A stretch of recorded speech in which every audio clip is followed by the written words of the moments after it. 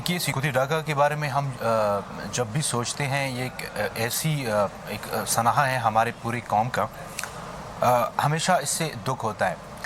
ये क्यों आया, अमल में लाया गया, इसकी सबसे बड़ी वजह अवामी जो लीग था उस वक्त, उसका जो रोल था वो भी बड़ा वाज़ेह था, क्योंकि उन्होंने पहले से फैसला किया हुआ था कि हमने पाकिस्तान से अलहदा होना है, क्योंकि वहाँ पे एक तहरीकी शुरू हो गई और हमारी तरफ से भी पॉलिटिकल कंसेंसस नहीं थे, और वही चीज़ों को हमने उस तरह से टैकल नहीं किया जिस तरह से हमें उसको टैकल करना चाहिए था। तो जब आप पहले से फैसला कर देते हैं कि हमने आपसे अलहदा होना है, अगर फिर कोई भी मतलब आकर आप में मसालहत करने की कोशिश करे, तो ये आपकी कोशिश नाकाम हो जाती है। तो इसी तरह इन जमातों का भी हुआ, क्योंकि उन्होंने किसी ने अगर कोशिश की लेकिन वो कोशिश नाकाम हुई, क्योंकि बैरूनी सपोर्ट्स बहुत ज़्यादा उसमें मुदाखलत कर रही थी। भारत के किरदार के हवाले से हमारी जो राय है वो बहुत वाज़ेह है, क्योंकि भारत कभी भी नहीं चाहता था कि पाकिस्तान एक स्टेबल मुल्क बने। और शुरू से, जैसा कि 1947 में जैसे हम अलहदा हुए, तो उन्होंने फ़ौरन कश्मीर पे वो हम कब्ज़ा और हो गए। तो यही वजूहात थी, क्योंकि वो इंग्लैंड के ज़रिए और बाकी बैरूनी कुव्वतों के ज़रिए पाकिस्तान को डिस्टेबलाइज़ करने की कोशिश कर रहे होते थे।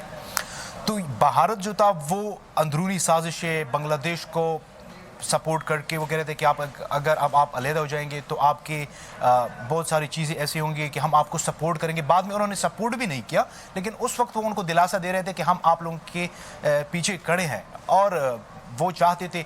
और उनकी जो मुदाखलत है वो बड़ी वाज़ेह है। वो मुदाखलत सिर्फ बांग्लादेश तक महदूद नहीं थी, उनकी मुदाखलत अब भी जारी है। वो उनकी मुदाखलत आप ईरान की हमारे साथ फ़ौरन पॉलिसी दे के, आप अफ़गानिस्तान में हमारे साथ उनकी फ़ौरन पॉलिसी दे के, और इवन हमारे अपने मुल्क में मतलब वो लिबरेशन आर्मी को सपोर्ट कर रहे हैं। बलूचिस्तान में उनकी है, एक्स फाटा में उनकी है।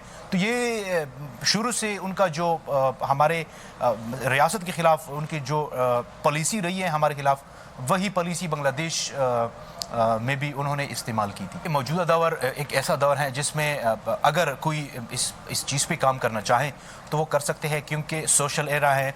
आप अपने मैसेज को बड़ी इजी तरीके से अल्हम्दुलिल्लाह पहुंचा सकते हैं। किसी भी स्टेट में अगर आप बैठे हैं तो आप सोशल मीडिया के ज़रिए, इलेक्ट्रॉनिक्स मीडिया के ज़रिए, प्रिंट मीडिया के ज़रिए आप अपने मैसेज को पहुंचा सकते हैं।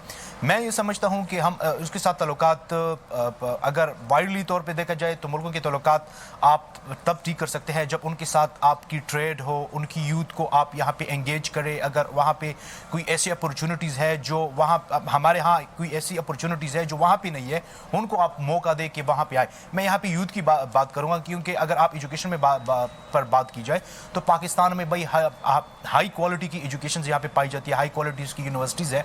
अगर हम वहाँ की यूथ को यहाँ स्कॉलरशिप्स दे, वहाँ की ख़वातीन को यहाँ पे हम ट्रेनिंग सेंटर्स में एडमिशन्स उनकी कराएं, और इकनॉमिक के ज़रिए हम बहुत सारी ऐसी डिप्लोमेसी है उनके ज़रिए हम उनके साथ ताल्लुकात बेहतर कर सकते हैं। और लाजमी बात है, बांग्लादेश भी यही चाहता होगा कि उनकी countries economically, politically, socially stable हो।